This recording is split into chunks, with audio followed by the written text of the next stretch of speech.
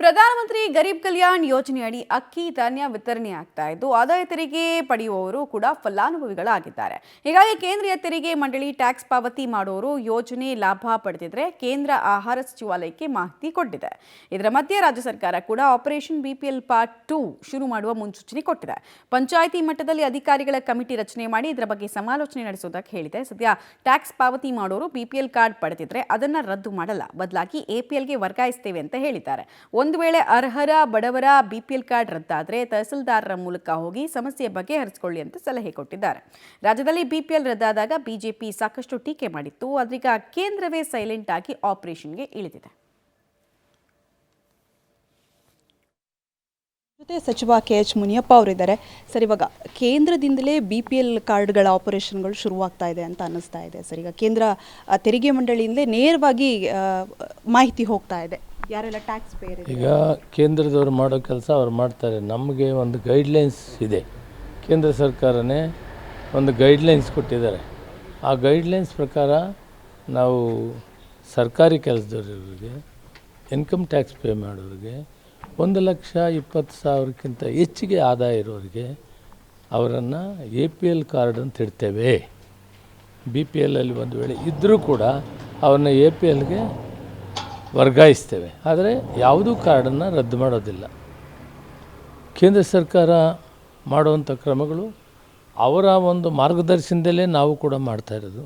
ಅವ್ರು ನೇರವಾಗಿ ಮಾಡೋದಾದರೆ ಮಾಡಲಿ, ನಮ್ಮದೇನು ಅಭ್ಯಂತರ ಇಲ್ಲ. ತುಂಬ ಜನ ಪ್ರಧಾನಮಂತ್ರಿ ಗರೀಬ್ ಕಲ್ಯಾಣ್ ಯೋಜನೆಯಡಿ ಟ್ಯಾಕ್ಸ್ ಪೇಯರ್ಸ್ ಮಾಡ್ತಾ ಇದ್ದಾರೆ ಅನ್ನುವಂಥದ್ದು. ಸೊ ಈ ಹಿಂದೆ ನೀವು ಮಾಡಿದಾಗ BJPಯವರು ಒಂದಿಷ್ಟು ಟೀಕೆಗಳನ್ನು ಕೂಡ ಮಾಡ್ತಾ ಇದ್ರು.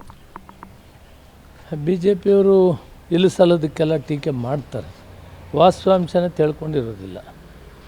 ನಾವು ಹೋದ ಸಾರಿ ಕಾರ್ಡ್ಗಳನ್ನು ಪರಿಷ್ಕೃತ ಮಾಡಿ ಏನು APL ಕಾರ್ಡ್ ಇದ್ದವು BPL ಒಳಗಡೆ ಸೇರಿದ್ದವನ್ನು ಹೊರಗೆ ತೆಗೆದು ಮಾಡಬೇಕು ಅಂತ ಯೋಚನೆ ಮಾಡಿದ್ವಿ. ಮಾಡುವಂಥ ಕಾಲದಲ್ಲಿ 1-2 ಕಾರ್ಡ್ಗಳು BPL ಕೂಡ ಸಿಕ್ಕಿರ್ಬೋದು. ಆದರೆ BPL ಅವ್ರಿಗೆ ಇವತ್ತೇ ಹೇಳ್ತಾ ಇದ್ದೀನಿ, ಅವ್ರಿಗೆ ಅಕಸ್ಮಾತ್ ಏನಾದರೂ APLಗೆ ಹೋಗಿದ್ದರೂ ಕೂಡ ಅವರು ತಹಸೀಲ್ದಾರ್ಗೆ ಅರ್ಜಿ ಕೊಟ್ಟರೆ ತಕ್ಷಣ ಅವ್ರಿಗೆ BPL ಕೊಡುವಂಥ ಸೌಲಭ್ಯಗಳನ್ನು ಕೊಡ್ತೇವೆ. ಅಕ್ಕಿ ಕೊಡೋದ್ರಲ್ಲಿ ಅಭ್ಯಂತರ ಇಲ್ಲ. ಅವ್ರಿಗೆ ಯಾವಾಗೂ ಕೂಡ ಫೇರ್ ಪ್ರೈಸ್ ಡಿಪೋ ತೆಗೆದಿರ್ತದೆ. BPL ಅವರು ಯಾವುದೇ ಕೂಡ ಸಂಶಯ ಪಡೋಕ್ಕೆ ಅವಕಾಶ ಇಲ್ಲ.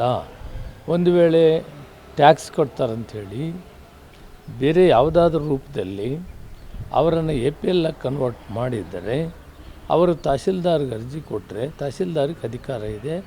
ಅವರು ಅದನ್ನು ಎನ್ಕ್ವೈರಿ ಮಾಡ್ತಾರೆ. ಎನ್ಕ್ವೈರಿಯಲ್ಲಿ ಇವರು BPLಗೆ ಒಳಪಡ್ತಾರಂದರೆ ತಕ್ಷಣ ಅವರಿಗೆ ದೌರ್ಜನ್ಯಗಳನ್ನು ಕೊಡ್ತಾರೆ. ಟ್ಯಾಕ್ಸ್ ಪೇಯರ್ಸ್ ಅಲ್ಲ, ಯಾರಾದರೂ ಆ ಲಿಸ್ಟಲ್ಲಿ ಹೋಗಿಬಿಟ್ಟಿದ್ರೆ, ಈಗ 100 ಜನ ನಾವು ಪರಿಷ್ಕರಣೆ ಮಾಡುವಾಗ, ಎನ್ಕ್ವೈರಿ ಮಾಡುವಾಗ 1-2 ಗೊತ್ತಿಲ್ಲದೆ ಹೋಗಿದ್ರೆ ಅವರು ಕೂಡ ನಾವು ಅಕ್ಕಿ ಕೊಡ್ತೇವೆ. ಅವ್ರು ಮತ್ತೆ ತಹಸೀಲ್ದಾರ್ಗೆ ಹೇಳಬೇಕು. ಸರ್, ಈಗ ಟ್ಯಾಕ್ಸ್ ಪೇಯರ್ಸ್ ಉಳಿದಿದೆಯಾ ಸರ್ ಯಾವುದಾದ್ರೂ BPL ಕಾರ್ಡ್ಗಳು, ಅಥವಾ ಇನ್ನೂ ಕೂಡ ನಡೀತಾನೆ ಇದೆಯಾ ಸರ್? ನಿಮ್ಮ ಯಾವ ರೀತಿ ನಾವು ಅದನ್ನೆಲ್ಲ ಪರಿಷ್ಕರಣೆ ಮಾಡಿದ್ದೀವಿ. ಇನ್ನೂ ಸ್ವಲ್ಪ ಕರೆಕ್ಟಾಗಿ ಒಂದು ಕಮಿಟಿ ಮಾಡಿಕೊಂಡು ಗ್ರಾಮ ಪಂಚಾಯಿತಿ ಆಫೀಸರ್ಸನ್ನ ಒಳಪಡಿಸಿ ಗ್ರಾಮಗಳಲ್ಲಿ ಅದನ್ನೆಲ್ಲ ಡೀಟೇಲಾಗಿ ಎನ್ಕ್ವೈರಿ ಮಾಡಿ ಆಮೇಲೆ ನಾವು ತೀರ್ಮಾನ ತಗೊಳ್ತೀವಿ. ಇದು KH ಮುನಿಯಪ್ಪ ಅವರ ಮಾತು. ಕ್ಯಾಮ್ರಾ ಪರ್ಸನ್ ರಾಜು ಜೊತೆ ಪವಿತ್ರ ಕಡ್ತಲ, ಪಬ್ಲಿಕ್ TV, ಬೆಂಗಳೂರು. ಕಡೆಗೆ ರಾಜ್ಯದಲ್ಲಿ ಬಿಜೆಪಿ ಸರ್ಕಾರ ಈ ಹಿಂದೆ ಯಾವಾಗ BPL ಅನ್ನು ರದ್ದು ಮಾಡ್ತೀವಿ ಅಂತ ಸೂಚನೆ ಕೊಡ್ತು, ಬೈಕ್ಗಳೆಲ್ಲ ಇರೋರು BPL ಅನ್ನು ಕೊಟ್ಬಿಡಬೇಕು ಅಂತ ಹೇಳ್ತು, ಆಗ ಕಾಂಗ್ರೆಸ್ ಚಾಟಿ ಬೀಸಿತ್ತು. ನಂತರ ಕಾಂಗ್ರೆಸ್ ಸರ್ಕಾರ ಆಡಳಿತಕ್ಕೆ ಬರ್ತಾ ಇದ್ದ ಹಾಗೆ BPL ಪರಿಷ್ಕರಣೆ ವಿಚಾರದಲ್ಲಿ ಎದ್ದಿದ್ದಂತಹ ಕೆಲ ಮುನ್ಸೂಚನೆಗಳಿಗೆ ಬಿಜೆಪಿ ಟೀಕೆ ಮಾಡಿತ್ತು. ಈಗ ಕೇಂದ್ರ ಬಿಜೆಪಿಯಿಂದ ಸದ್ಯಕ್ಕೆ ಆಪರೇಷನ್ ಆಗುವಂತಹ ಮುನ್ಸೂಚನೆ ಇದೆ. ಹೀಗಾಗಿ ಕಾಂಗ್ರೆಸ್ ಕೂಡ ಇದನ್ನು ಸೂಕ್ಷ್ಮವಾಗಿ ಗಮನಿಸ್ತಾ ಇದೆ. ಒಂದು ವೇಳೆ ಬಡವರದ್ದು BPL ಕಾರ್ಡ್ ಏನಾದರೂ ಅನಾವಶ್ಯಕವಾಗಿ ರದ್ದಾಗಿರೋ ತಹಸೀಲ್ದಾರರ ಮೂಲಕ ಹೋಗಿ ಸಮಸ್ಯೆ ಬಗೆಹರಿಸ್ಕೊಳ್ಳಿ ಅಂತ ಬೇರೆ ಸಲಹೆಯನ್ನು ಕೊಟ್ಟಿದ್ದಾರೆ. ಸೊ BPL ಕಾರ್ಡ್ ಅಂದರೆ ಟ್ಯಾಕ್ಸ್ ಪೇ ಮಾಡೋರು BPL ಕಾರ್ಡನ್ನು ಯೂಸ್ ಮಾಡ್ಕೊಳ್ತಾ ಇದ್ರೆ ಅದನ್ನು APL ಆಗಿ ಕನ್ವರ್ಟ್ ಮಾಡ್ತೀವಿ, ಜೊತೆಗೆ ಪೆನಾಲ್ಟಿಯನ್ನು ಕೂಡ ಹಾಕ್ತೀವಿ ಅಂತ ಸರ್ಕಾರ ಈಗಾಗಲೇ ಸ್ಪಷ್ಟನೆ ಕೊಟ್ಟಿತ್ತು. ಅದನ್ನೇ ಮುನಿಯಪ್ಪ ಅವರು ಕೂಡ ಮತ್ತೊಮ್ಮೆ ರಿಪೀಟ್ ಮಾಡಿದ್ದಾರೆ.